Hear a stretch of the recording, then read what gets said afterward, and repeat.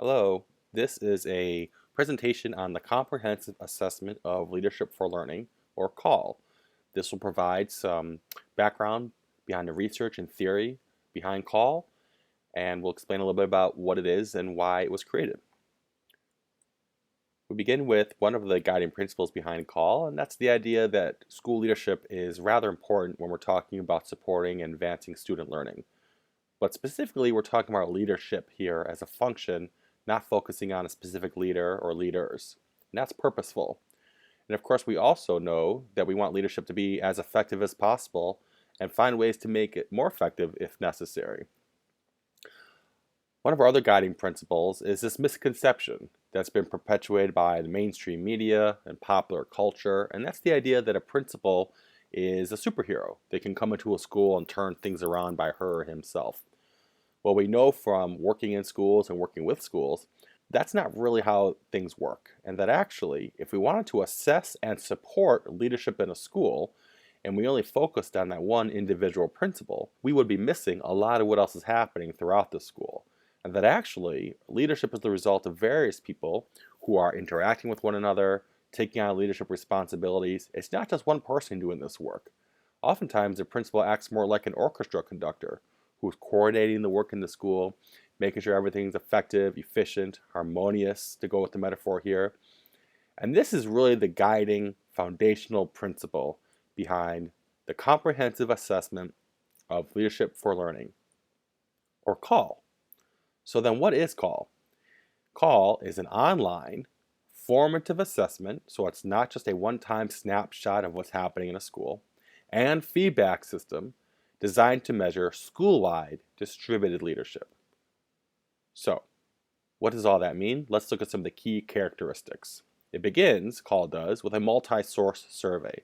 So in a given school, all of the teachers and administrators and instructional and student support staff are responding to questions on this survey. But the survey is a little different than traditional surveys because we're focusing on leadership tasks. So we're less concerned with who's doing the work and more concerned with how effective is the work that's being done. When the survey is complete, school and district leaders have access to the formative feedback system, which provides targeted data to support school improvement initiatives. Be sure to check out a demo of the feedback system also on the CALL website.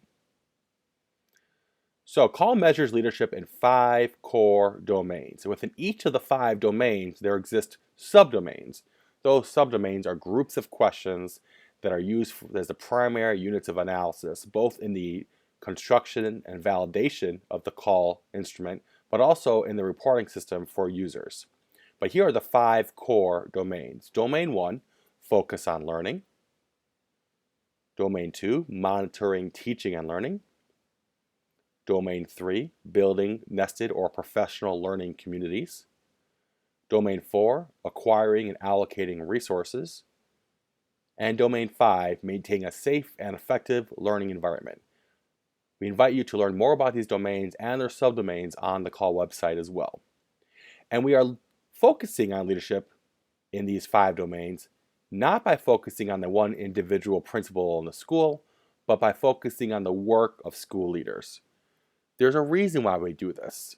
We will always want to focus on the work. It's the mantra of CALL, as you might think, because we are trying to move the conversation forward.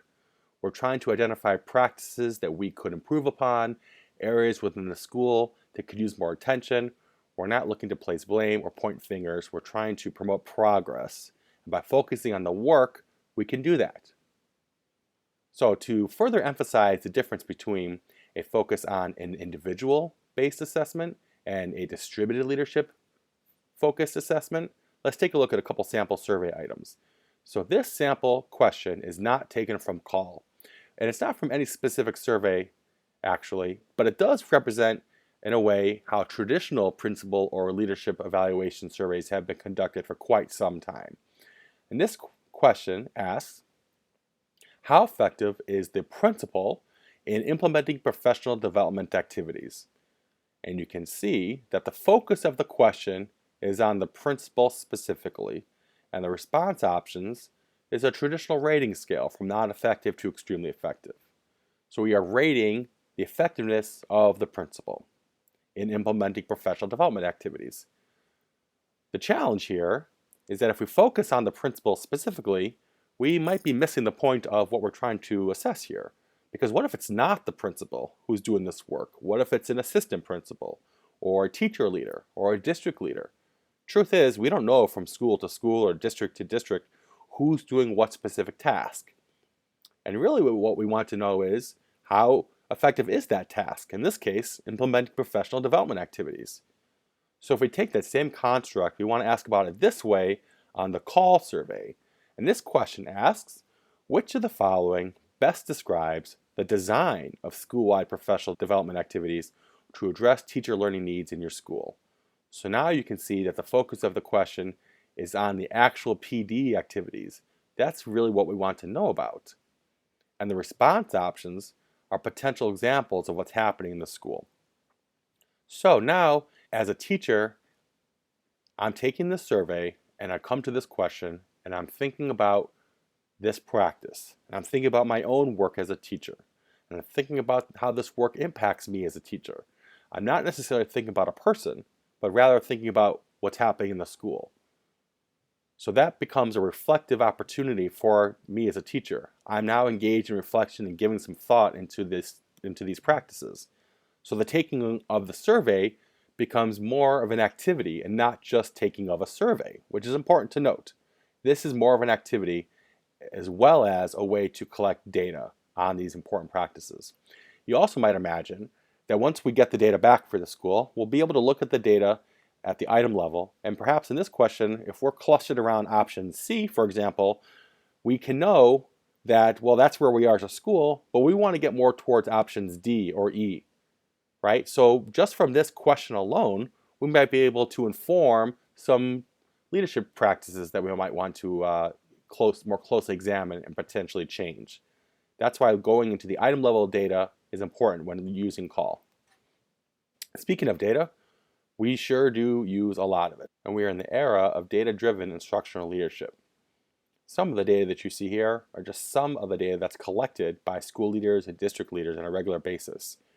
But you can imagine that this also can be counterproductive if data are not presented to the school leaders in a user-friendly way. If they're not timely, if they're not relevant, if they're not user-friendly, then oftentimes school leaders are left with this daunting question of, well, okay, what do we do now? And that then becomes counterproductive because they're spending more time trying to understand what the data is telling us rather than implementing change based on that information. So we wanted to create a feedback system and call that was going to be useful, relevant, applicable to what's going on, timely. And again, please check out the demo of the call feedback system on the call website. The last point I want to make about data is how it's used for school improvement planning and professional development planning.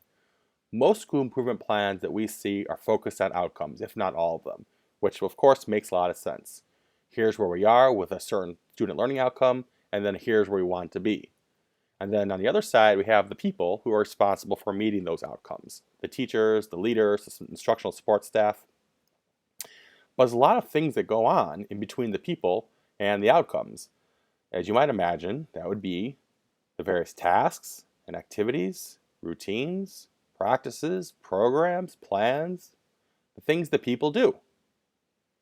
But we don't necessarily focus on those things when we're talking about school improvement planning. We're really only focused on outcomes primarily. But if we want to get into more meaningful school improvement planning and professional development planning, we should focus on or assess what people do. And in this case, we're looking at what leaders do with that distributed leadership framework. And that really is the foundation of call, looking at the work that people do and capturing data that people can act on to support school improvement planning and professional development planning. So we invite you to visit leadershipforlearning.org to learn more about call and various call versions, and look at a sample survey and a sample report, and contact us for more information in which we could provide a one-to-one demo and answer any questions you have. Thank you very much.